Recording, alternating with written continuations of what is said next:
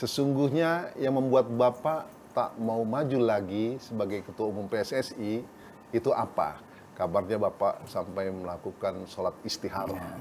Bisa diceritakan? Ya, jadi setelah saya menimbang, tentunya saya Muslim ya. Ya. Saya melakukan istiqoroh.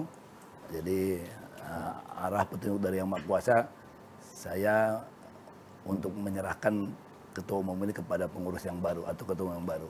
Itu aja sebetulnya. Ya. Nah, ada nggak perasaan sedih Bapak harus tidak maju lagi, harus pamit? Saya lihat video pamit Bapak cukup menyentuh. Oh, saya pikir jabatan itu amanah ya. Jadi saya sampaikan waktu mau kongres KLB, saya bilang teman-teman jangan hanya jabatan, nyawa hari ini pun kita ambil, kita nggak bisa menolaknya oleh Yang Maha Kuasa gitu. Termasuk ini. Nah, sedih dalam arti bukan karena saya meninggalkan, saya tidak menjabat lagi, bukan. Sedih bahwa ada beberapa hal-hal yang menjadi momen yang terindah buat saya waktu saya memimpin sepak bola itu. Yang baik terindah secara duka maupun duka. Maaf, suka maupun duka ya. Sehingga itu yang kemarin waktu saya kongres biasa menyampaikan, saya tidak akan mencalonkan lagi dan saya akan kawal sepak bola sampai federasi sampai KLB untuk aman, tertib, lancar dan menghasilkan insya Allah pemimpin baru yang memang betul-betul akan fokus kepada sepak bola dan jangan pernah kenal lelah. Dan saya bangga bahwa saya pernah merasakan satu bagian dari sepak bola nasional dan saya tetap akan mencintai sepak bola sampai akhir hayat saya. Poinnya semata-mata itu kemauan sendiri ya Pak? Ya. Tidak ada bisikan atau apapun.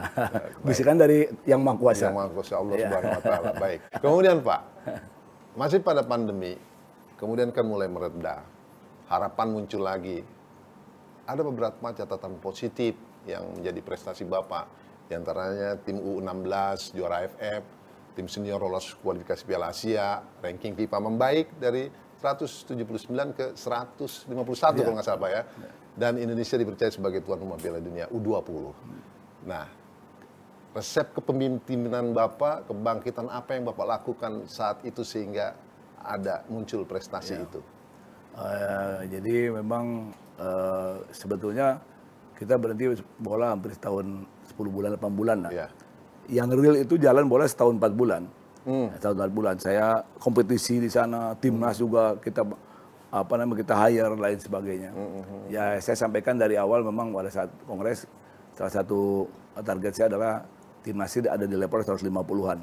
Oh. Ya salah satunya. Dan terbukti. Dan memang sekali lagi saya mengawal betul anak-anak. Mereka bagus bukan saya. Saya adalah partikel terkecil yang menyemangati mereka. Tentunya yang berbuat adalah pemain, pelatih, kitman bahkan manajer bahkan saya adalah hanya memberikan semangat dorongan. Ya, alhamdulillah dalam 17 tahun kita tidak pernah lolos Piala Asia, mereka lolos kualifikasi timnas senior kita. Saya memang melakukan pendekatan secara manusiawi, secara human interest dengan mereka, secara betul-betul sebagai seorang ayah dan anaknya, baik senior U23, 20, 16, dan semua termasuk timnas wanita.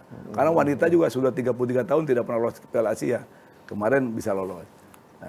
Dan Bapak sepertinya memang menikmati sekali dengan anak-anak, dengan para atlet itu ketika ada di lapangan, kita bisa lihat di video pemberitaan. Kemudian tragedi Kanjuruhan adalah yang rekomendasi TGIPF untuk adanya KLB nanti Pak. Di mana itu memaksa Bapak terpaksa tidak lagi maju memimpin PSSI. Banyak yang menyesalkan, tapi juga ada juga yang merasa sudah seharusnya. Nah menurut Bapak rekomendasi itu fair nggak Pak? Sulit saya bicara ya, mungkin ditanyakan kepada yang buat rekomendasi aja. Tapi kembali saya berusaha mendeklar KLB itu karena di dalam salah satu rekomendasi menyatakan bahwa tidak akan mengizinkan bergulirnya liga kompetisi kalau tidak KLB. Saya ambil resiko itu daripada jabatan saya pertahankan, lebih baik saya KLB. Dengan harapan begitu KLB nanti pemerintah atau punya fondasi akan mengizinkan. Itu saya ambil. Baik. Saya pikir jabatan hanya titipan ya. Iya, betul. Tapi sayang kemudian belum tuntas kepemimpinan Bapak harus terhenti karena KLB ini. Jadi sebenarnya Bapak ini ada gemesnya atau bagaimana, Pak? Ya, saya pikir alhamdulillah ya timnas kita tadi sudah sampaikan, Iya. Mas bilang udah banyak kemajuan, ada U20, Lolos ke Asia, kualifikasi. senior Piala Asia, U16, kemudian wanita, dan ranking kita 28 lonjakan dari 179 ke 151. Ya. Ya, Dan menurut Bapak, apa yang harus dimiliki seorang untuk menjadi ketua umum PSSI, Pak? Nah, kita tahu saat ini ya. para calon sedang berlomba-lomba Saya menarik pikir pesona. nanti calon ketua umum itu betul-betul harus mempunyai komitmen tinggi untuk memajukan sepak bola. Ya. Yang kedua tentunya sepak bola luar biasa. Sepak bola adalah menjadi olahraga yang terbesar di Indonesia, olahraga rakyat. Pesan saya jangan pernah kenal lelah untuk memajukan sepak bola Indonesia. Itu besar artinya. Jangan pernah Kenal kenal lelah. Ya, karena lelah iya, tapi jangan pernah kenal lelah itu. Ya. Artinya 24 jam kalau Ya, bisa. itu harus fokus. Harus fokus. Ya. Jadi kayak ini juga dong, Pak, kayak tentara dan polisi juga, Ya, Pak. resiko. Standby. Setiap saat kalau dibutuhkan, karena kita ini kan ketua umum melayani juga. Nah. Melayani delegasi, melayani Iya, timnas. Termasuk untuk pengurus yang lain, Pak. Misalnya sekjen, wakil ketua umumnya, dan Ya, exco. saya pikir sama, mereka harus mendukung ketua umumnya. Karena sekali lagi ketua umum tidak bisa kerja sendiri. Ya, harus didukung sama-sama. Mereka harus punya moto itu juga, filosofi itu juga. Iya, kalau ketuanya seperti yang Bapak inginkan, harusnya yang di bawahnya juga begitu, Harus, gitu kan? ketuanya kan punya visi misi nanti. Nah. Ya, di wakil ketua umum harus mendukung. Harus bisa tinggal diandalkan. menjalankan apa yang jadi visi misi itu, implementasinya kan gitu. Iya. Iya. Nah, terus di mata Bapak sejauh ini, jika skala kompetensi dan kualifikasi para pengurus sepak bola di berbagai tingkatan ya, Pak, yang Bapak lihat dan temui saat ini, itu mereka rata-rata ada di level mana? Kalau level tertinggi itu adalah nilainya 10. Di level 5 kah? 6 kah? Atau jangan-jangan di bawah 5, Pak? Bapak, kita nggak usah nyebut orang per orang, Pak. Yang mana? Ketua umum, calon wakil ketua atau Enggak, di bawah Bapak. Di luar ketua umum. Enggak, maksudnya ketika Bapak memimpin. Bapak melihat ketika Bapak memimpin. Dengan saya gitu. Dia bervariasi ya. Jadi bervariasi. Paling tinggi levelnya berapa, Pak? kayak dosen aja nggak boleh. Ya tentunya kan tiap orang punya kompetensi dan kualifikasi berbeda. 9 paling tinggi lah ya. Yang paling bawah, Pak? Kita kan nggak nyebut orang, Pak. Rapot merah. Rapot merah, Merah itu berapa artinya dulu ya? di bawah 5. Ya 5 lah. Berapa persen, Pak? Ya persentase nggak terlalu banyak lah. Banyak yang baik ya. Oh gitu ya, Pak Iya. ya. Ada aja yang bagus Ya. dan tulus. Dalam satu organisasi pasti ada.